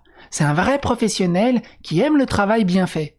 Et depuis, Tapin le lapin, il continue de faire des trucs trop mignons, trop gentils pour ses abonnés, en les prenant pour des attards, en leur demandant des dons parce que Tapin le lapin, il n'a pas de travail, mais il refuse de s'abaisser à travailler dans des jobs alimentaires, parce que ça pourrait user ses petites papates de lapin tout gentil. C'est vrai, il avait confié à Alban le méchant, comme quoi les jobs alimentaires c'était aliénant et qu'il était au-dessus de ça. Pendant que Alban le méchant faisait, lui, un vrai travail alimentaire pour pouvoir compléter ses revenus YouTube et payer son loyer d'ailleurs. Heureusement, Tapin le lapin est aidé par son entourage pour poursuivre son grand rêve et se plaindre de deux mièvreries pour répandre la joie et l'innocence. Merci Tapin le lapin. Oui bon, je suis peut-être allé un peu loin, mais il y a des gens comme ça qui passent leur vie à jouer un rôle si exagérément mièvre que ça en devient ridicule. Et donc le choix et les actes réels se situent aux antipodes de cette innocence qu'ils prônent comme leurs meilleurs arguments marketing. Le jeu, si vous voulez le détecter, c'est de faire abstraction de toutes les belles paroles, mais juste de regarder froidement les actes. On enlève le vent, on regarde juste les proutes. Je vous promets de belles surprises, et puis ce qui est magique, c'est que dès comme ça, Internet en compte des milliers. Ce grand influenceur, ancien journaliste, enfin il n'était pas vraiment journaliste, enfin qui a travaillé aussi dans les magazines de rétro gaming, non pas de rétro gaming, magazine de gaming, mais maintenant c'est du rétro gaming, enfin bref, qui disait « Regarde, je passe pour un gentil et tout, mais c'est génial, t'as vu, mais regarde-moi, regarde les courriers de lecteurs, tu sais, c'est des freaks, les mecs, c'est des freaks. Tu sais, les freaks, tu sais, des bêtes de foire, c'est des freaks, c'est des asociaux, c'est des trucs bizarres. Mais bon, faut être gentil avec eux, parce que c'est eux qui ramènent la maille, quand même. Mais t'inquiète, moi je donne de la passion, et eux, ils donnent du pognon. » Comment il s'appelle déjà ? C'est pas grave. Ce n'est pas parce que je vous promets de belles surprises, et puis ce qui est magique, c'est que comme ça, Internet en compte des milliers. Ce n'est pas parce qu'on ne parle pas que de trucs mignons qu'on est soi-même gentil. Amalgame, dans lequel tombe un nombre inimaginable de personnes, si vous avez un peu traîné en ligne, vous en connaissez tous forcément au moins une. Ah. Et j'ai vu récemment une nouvelle histoire de vol d'œuvre. Enfin, pour être plus précis, un type sur Twitter partage un montage de photos. Je l'ai vu. J'y ai assisté à ce truc. Un type sur Twitter partage un montage photo qui ne lui appartenait pas, sans y apposer la moindre signature. Croyant à un simple réupload, un youtubeur connu reprend le dit montage sans créditer l'auteur et sans penser à mal. Ni une ni deux, il n'en faut pas plus pour que les accusations fusent en public. Le civisme voudrait qu'en cas de conflit, on tente en premier lieu d'échanger en privé. Ce qui m'amène à vous détailler les us et coutumes étranges des réseaux sociaux ou comment reconnaître un faquin. Je m'en souviens de ce truc. Il avait partagé un... Alors je sais pas si on parle de la même chose, mais il y a eu un cas récemment. Il avait partagé un montage photo, il a dit « Ah, tu me crédites même pas, toi, bordel de merde, ça m'a demandé du taf, il y a eu des heures et des heures de montage. » Il y avait 4 photos de pas d'Emma Watson, de... Celle qui a fait Birds, non pas Freebirds non plus, celle qui a fait Birdland, Bird, Emma Stone. Il a fait 4 photos d'Emma Stone, il a fait Emma Stone. Et il y en a, il a dit « c'est vrai qu'Emma Stone... » Ah, t'as volé mon truc et tout, c'est du boulot. Putain, il y a 4 photos d'Emma Stone. Et je sentais le truc. Et moi j'étais là. Et ça a pas pris. Je suis dégoûté. Je m'attendais à faire des étincelles, à faire peut-être une vidéo. Non, ça c'est... J'étais au sèche-cheveux. Rien. Ça s'est éteint au bout de 20 minutes. C'est chiant. Bref. J'étais déçu. Ce qui m'amène à vous détailler les us et coutumes étranges des réseaux sociaux. Comment reconnaître un faquin. Si tu as un problème avec quelqu'un, surtout ne lui en parle pas directement. On ne sait jamais, si c'était juste un malentendu, tu pourrais perdre une occasion de passer par une victime à défendre. Plains-toi plutôt à ses amis proches et prépare un bon drama à base de tweets de dénonciation. Si quelqu'un te dit ou fait quelque... D'ailleurs, il y a eu Télécrayon. Il y a eu la partie de Raptor Dissident sur Among Us, qui a fait un scandale monstrueux, j'en ai fait une vidéo. Suite à ça, il y a eu un thread de Télécrayon, une chaîne YouTube Histoire, qui a fait un thread pour dénoncer, ouais regarde, ce youtubeur, ce influenceur, il est problématique, c'est un facho, je sais plus si c'est Valek Norage, ou un autre, qui a retweeté, il a pris en photo en disant « Ah regarde, il a retweeté mon tweet où je dénonce les gens pour amener la communauté à moi !» Gros, t'as fait quoi avec ton tweet de départ où t'as dénoncé tout le monde? Déjà, il a amené ta communauté qui a 150 000 personnes sur YouTube, c'est pas rien. Et 7 000 personnes, je crois, sur Twitter, c'est un peu moins. Disons que toi, t'as le droit, mais pas les autres.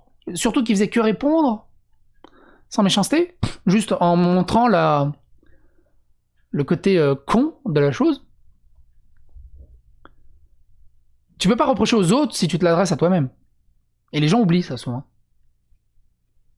Si quelqu'un te dit ou fait quelque chose qui ne te plaît pas, surtout pars du principe que c'est forcément volontaire et saute à la conclusion la plus malsaine possible.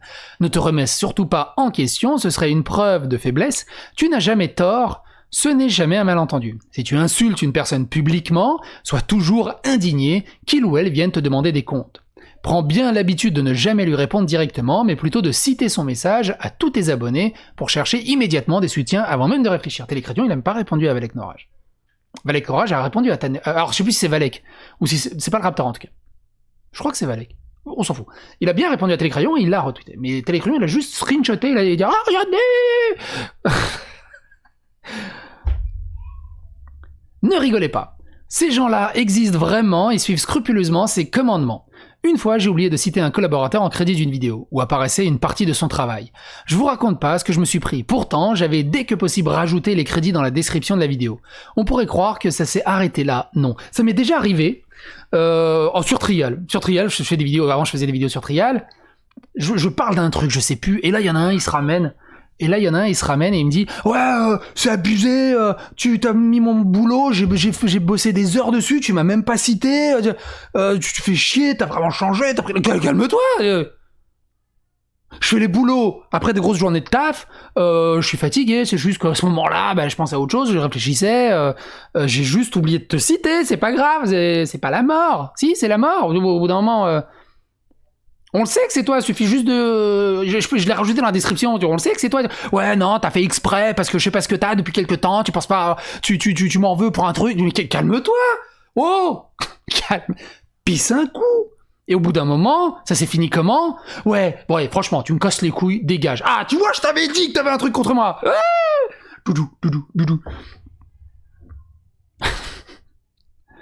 Des années plus tard... Ne rigolez pas. Ces gens existent vraiment et suivent des années. Je vous raconte pas, je me suis pris... Ah oui, c'est ça. Je vous raconte pas ce que je me suis pris. Pourtant, j'avais dès que possible rajouté le crédit dans la description de la vidéo. On pourrait croire que ça se passe là. Et du coup, j'ai fait, je suis désolé, ça m'est arrivé, c'est juste un oubli, c'est tout. Quand tu fais une vidéo, t'as 10 milliards de choses à penser. Là, on est à 1 minute 20 de vidéo, je vous raconte pas le nombre de fois que mes yeux, ils ont fait « J'espère que le micro, il tourne toujours. » T'as plein de trucs à quoi penser. Sans penser à ce que tu vas dire, comment tu vas annoncer, tout ça. Là, j'entends ma fille qui est rentrée de l'école, qui fait un sbeul pas possible, du coup, ça me déconcentre aussi. Y a plein de choses qui arrivent, et du coup, j'ai oublié de penser à un truc. J'avais prévu une blague en intro, elle vient de me popper que maintenant, parce qu'on est là. Attends, des années plus tard, on va la faire, la blague d'intro, maintenant qu'elle va me popper. Des années plus tard. On est à des années plus tard, ok? Faut juste que je retrouve ça après. Parce qu'au début, ce petit faquin de Thomas Urix, il a mis temps de lecture 24 minutes. Mon cul, oui. Oui, bien sûr, oui. Alors, on en était où, du coup? On en était par là. Voilà, lui, il a souri, blablabla, on l'a lu, Lapin le taquin, on en était là. Et donc, voilà, donc lui, pareil, il s'est mangé un petit bullshit. Et donc, des années plus tard, alors que nous avons plus aucun contact, ni rien en commun, le type continue de baver.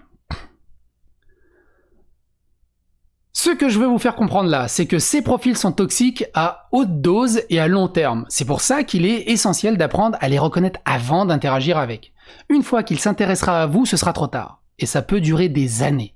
Seul conseil dans ces cas-là, gardez des traces des attaques et portez plainte. La loi se durcit de plus en plus sur ces sujets-là, mais surtout gardez des traces. Je pense à Kayane avec le gars qui la suivait pendant des années. Mais genre même en IRL, c'est devenu un psychopathe. Ça s'est fini avec la police et tout. Pendant longtemps, la police voulait pas le croire, mais finalement, ils ont réussi à le bloquer, la police, je crois, a interagir. Je crois que cette histoire est terminée. J'ose espérer, pour elle. On peut aussi aller plus loin dans les mentalités glaireuses. Il y avait un créateur qui cherchait spécifiquement une co-créatrice, une histoire magique. Ils se sont rencontrés sur Twitter, ont insulté les mêmes personnes, bref, ils se sont tout de suite plu. Et puis le gars a commencé à faire des avances lourdingues à la fille, qui n'était pas intéressée.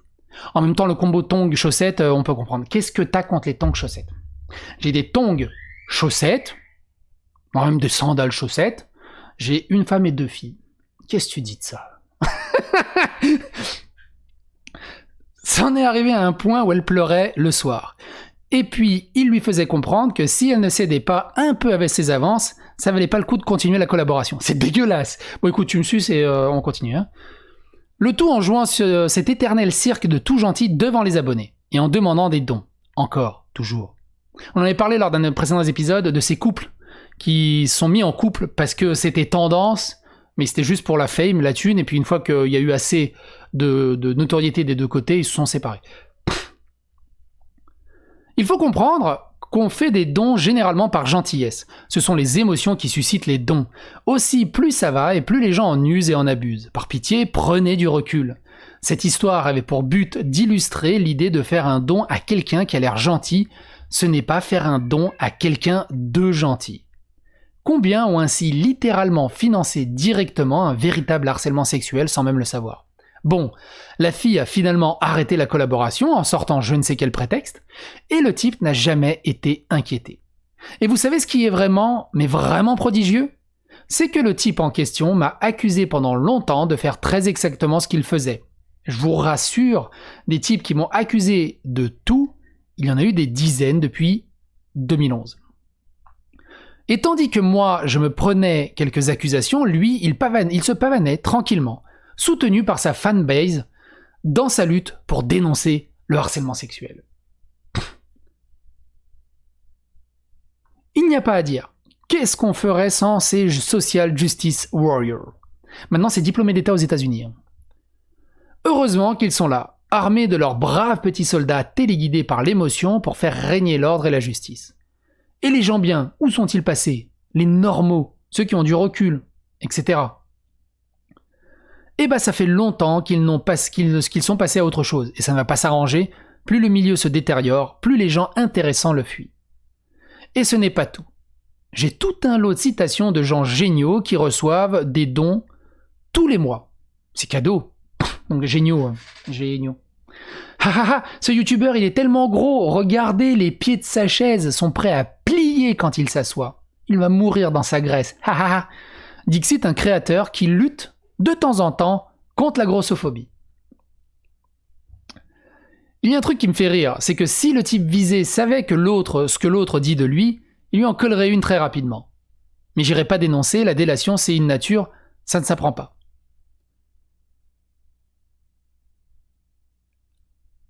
Moi, j'ai une règle d'or. Si un mec arrive à plier des barreaux de chaise uniquement par son propre poids, tu l'emmerdes pas. C'est tout. En convention, regardez ce type qui se prend pour une femme avec sa perruque bleue sur son crâne à moitié chauve. Il est ridicule.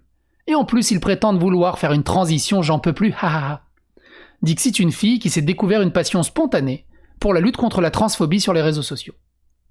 Ouais, les femmes, quand elles s'habillent trop court, c'est juste des putes. Je suis désolé, j'assume. Dixit, un parangon de l'égalité homme-femme. Enfin, d'après ses tweets, quand il a besoin de soutien. Il y en a plein comme ça. Plein. T'hallucines. Et surtout, en fait, ce qui est plus attirant, c'est les autres qui sont derrière. Putain, t'as trop raison, mais c'est trop vrai ce que tu dis. On se réveille. Ce sont ces gens-là que vous financez.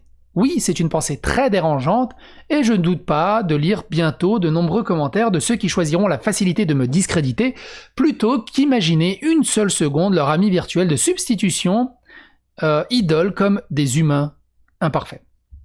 Désolé.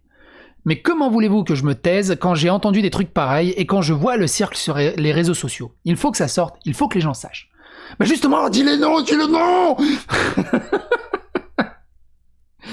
Moi, il y a un truc que j'aime bien. Dans ces cadres-là, comment faire? Il y a quelqu'un qui se fait passer pour un super justice. Ouais, tu prends un screenshot d'un ancien truc qu'il a dit et tu le balances. Enfin, ma conclusion pour ce chapitre va peut-être vous surprendre. Malgré tout, il faut continuer à faire confiance. Il ne faut jamais céder au repli sur soi, toujours s'ouvrir aux autres. Toutefois, il faut savoir observer, trier. Et la confiance, ça n'exclut pas le contrôle. Une des plus grandes qualités humaines, c'est la capacité à nouer des liens. Il serait dommage de laisser des palanquets de Nasbrock, tu sens qu'il est des années 80, user de notre capacité à aimer, à apprécier, à faire confiance. Parce que Nasbrock, je l'ai pas entendu depuis 1989, je crois. Malgré tout ce qu'on m'a fait, les gens médiocres n'ont jamais gagné. Car ils n'ont pas changé, ils ne m'ont pas aigri. Cette phrase, elle est magistrale.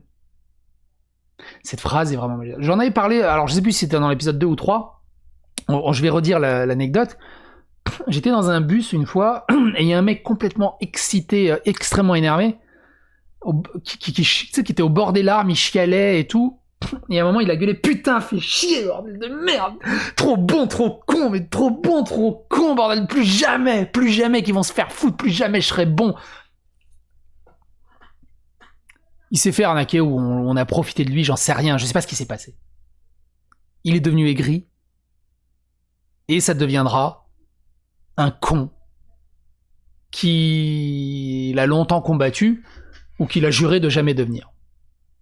Et ce genre de personnes sont beaucoup des gens qui ont dit ouais bah c'est bon, il y en a ils volent, pourquoi moi je volerais pas? Il y en a ils font ça, pourquoi moi je ferais pas ça? Il y en a c'est bon, je suis pas le seul à le faire. Ces excuses à 2 balles, je suis pas le seul à le faire, non ça marche pas. Je fais pas confiance à ce genre de personnes qui tiennent ce genre de propos. Et donc cette phrase, je la trouve vraiment magnifique. Qu'on aime ou pas Thomas Sirix, on s'en fout qu'il l'a dite, mais malgré tout ce qu'on m'a fait, les gens médiocres n'ont jamais gagné. Car ils n'en ont... malgré le... on va la redire correctement quand même. Malgré tout ce qu'on m'a fait, les gens médiocres n'ont jamais gagné. Car ils ne m'ont pas changé, ils ne m'ont pas aigri. J'accueille toujours régulièrement de nouvelles personnes dans ma team, je m'ouvre toujours à de nouvelles collaborations, je ne suis plus naïf, vous avez peut-être eu, avez ou aurez des expériences malheureuses avec les relations du milieu YouTube ou Internet, ou professionnel en général, hein, même professionnellement dans la vraie vie, ne cédez ni à l'extrême de tout rejeter en bloc, ni à celui de n'en tirer aucune leçon. Moi généralement c'est s'il paraît cool, vas-y, cool, je suis cool, et puis s'il fait un truc, bon, bah c'est un con, et puis on s'en fout. À travers tous ces écrits, parfois durs, j'en conviens, mon but n'est pas de vous dégoûter d'Internet. Au contraire, il est d'aider au mieux l'appréhender, car un homme averti en vaut bien deux. T'imagines si t'avertis le gros qui plie ses barreaux de chaise? Lui, c'est bon. La chaise, il n'y a plus rien. Pancake. Ce n'est pas grave de se tromper. Mais au fur et à mesure des anecdotes, ces schémas aideront peut-être certains à se prémunir des difficultés que j'ai connues. En tout cas, je l'espère de tout cœur. Par contre, ce qui est assez intéressant, j'en profite pour faire une annonce, et pas des moindres. La série YouTube L'envers du décor est adaptée en BD. Tout le monde fait des BD en ce moment. Avec des dessins du talentueux Raji et la mise en page du piquant Gordon, que vous avez déjà pu voir dans Antocrypt, nous lançons dès aujourd'hui une page par semaine ou quinzaine sur ce site et mes réseaux sociaux Facebook, Twitter, Instagram. Ils font une BD sans...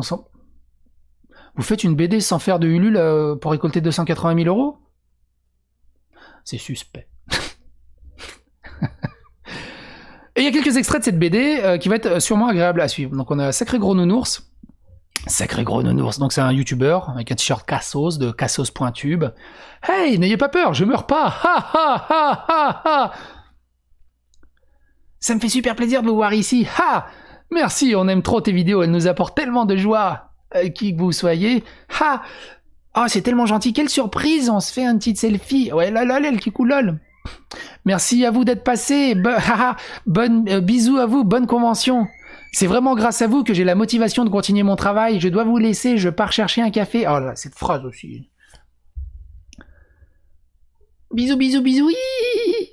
Et donc là où c'est intéressant, c'est l'ambivalence. Donc dans le carré VIP, les youtubeurs se regardent, et ces phrases qui sont dites dans cette bulle, moi-même, en étant dans des carrés VIP à la Paris Game Week, alors pas de la Japan Expo, mais dans d'autres carrés, pas des carrés VIP, mais dans d'autres conventions, je les ai entendues, ces phrases.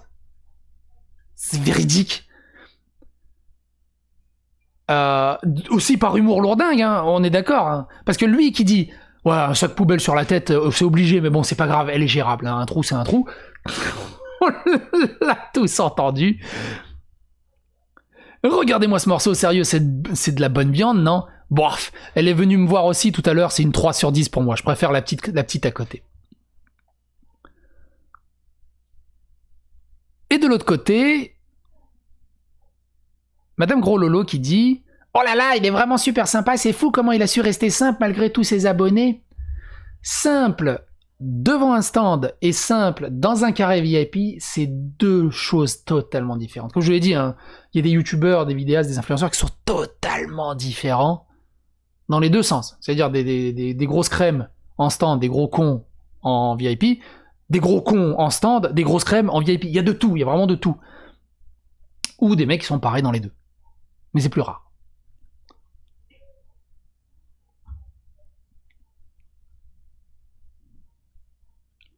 D'ailleurs, regardez tout ce que je lui ai acheté. Bon, on va voir Psycho Débloque. Maintenant, il a son stand juste à côté. Je me demande c'est qui Psycho Débloque.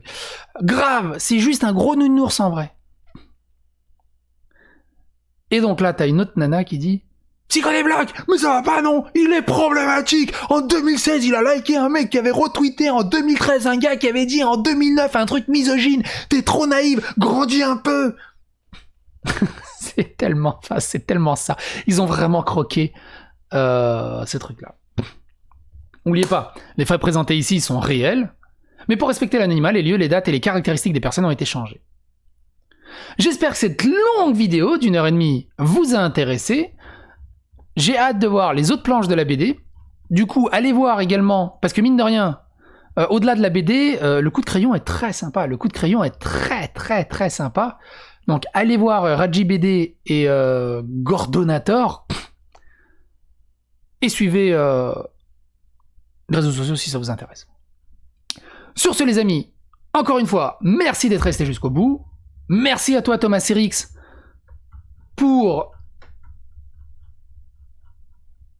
cette livraison, ce livrement, cette keynote, ce TED Talk. Merci à toi pour ce TED Talk. C'est extrêmement intéressant, c'est extrêmement pertinent. Il y a plein de choses sur quoi rebondir. Et On se retrouve pour d'autres vidéos. Bye. Portez-vous bien.